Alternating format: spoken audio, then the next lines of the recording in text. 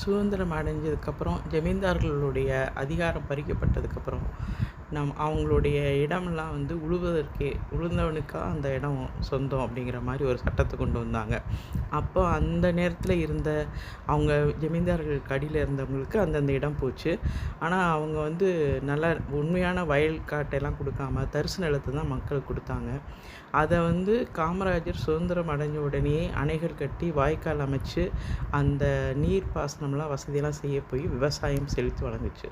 ஆனால் அவருடைய ஆட்சிக்கு அப்புறம் பார்த்திங்கன்னு சொன்னிங்கன்னா தொழில் வளர்ச்சி அப்படிங்கிற காரணத்துக்காக திருப்பி என்ன செஞ்சாங்கன்னு சொன்னோம்னா, முதலாளிகள் ஜமீன்தார் ஆட்சி போயிடுச்சு நம்ம நினச்சோம். ஆனால் முதலாளிகள் என்ன செஞ்சாங்கன்னா இண்டஸ்ட்ரியல், அதாவது தொழில் வளர்ச்சிக்காக அப்படின்னு ஒரு ஐடியாவை கொண்டு வந்து அந்த ஏற்கனவே உள்ள அந்த பழைய தலைமுறையினர் இருக்கிற நிலங்களை நீங்கள் உங்கள் இடத்தையெல்லாம் கொடுத்தீங்கன்னு சொன்னீங்கன்னா உங்கள் ஜனங்க வந்து கழனியில் ஒரு வேலை செய்ய வேணாம், அவங்க வந்து நல்லா ஒரு தொழில் இதில் வந்து கஷ்டம் இல்லாமல் வாழலான்னு சொல்லி அந்த இடத்த அவங்க வாங்கிக்கிட்டாங்க.